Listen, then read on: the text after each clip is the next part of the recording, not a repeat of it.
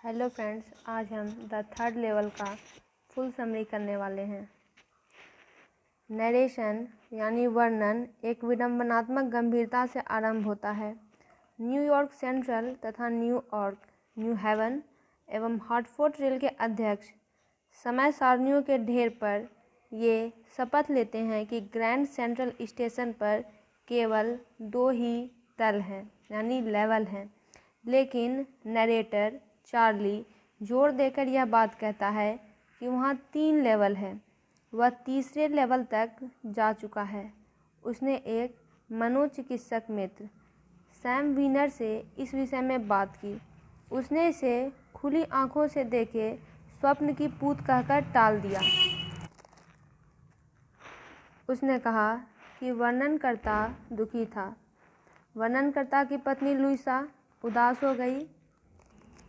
मनोचिकित्सक ने व्याख्या की कि आधुनिक संसार असुरक्षा, भय, युद्ध, चिंता आदि से भरा हुआ था। वर्णनकर्ता तो केवल इससे बच निकलना चाहता था। उसके मित्र भी सहमत हो गए। उन्होंने सोचा कि टिकट संग्रह करने की उसकी आदत भी वास्तविकता से दूर एक अस्थायी शरण थी। चार्ली 31 वर्ष का था। वह एक साधारण व्यक्ति था। एक रात वह नगर के मध्य भाग से दूर अपने घर अपनी पत्नी लुइसा के पास पहुंचना चाहता था। इसलिए वह वेंडरबिल्ट एवेन्यू से ग्रैंड सेंट्रल स्टेशन की तरफ मुड़ गया। वह सीढ़ियां उतरकर पहले तल तक पहुंचा, जहां से व्यक्ति 20वीं शताब्दी जैसी रेलगाड़ियां पकड़ सकता था। फिर वह दूसरे तल पर जाने के लिए एक और सीढ़ियां उतरा। यहाँ से उपनगरीय रेलगाड़ियां जाया करती थी। वह भूमिगत मार्ग में जाने के लिए एक मेहराबदार द्वार में झुककर घुसा तथा खो गया।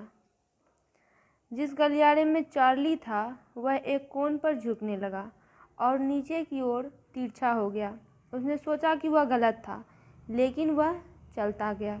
उसने केवल अपनी ही पदचाप सुनाई दे रही थी। उसे कोई अन्य व्यक्ति सामने से आता हुआ नहीं मिला।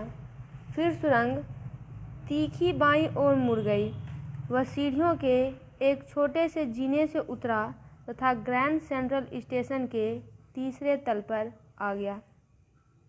एक सेकंड के लिए उसने सोचा कि वह वापस दूसरे तल पर आ गया था, लेकिन जिस कक्ष को उसने देखा वह अपेक्षाकृत अधिक छोटा था।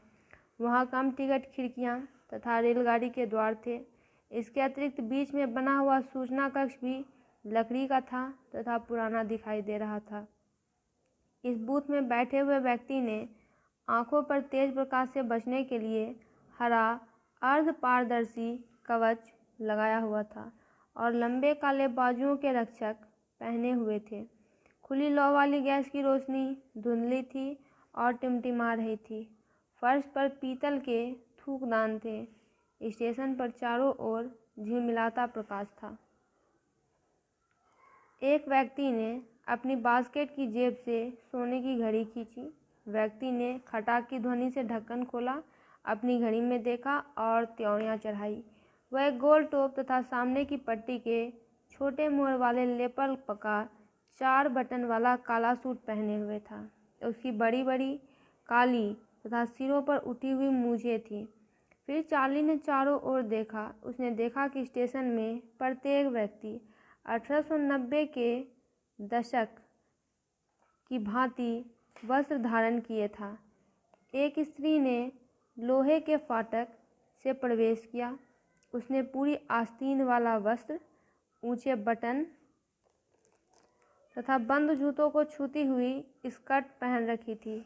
उसने करियर एंड आइविंस कंपनी का कीप के आकार ढेर वाला भाप से चलने वाला रेल का इंजन भी देखा।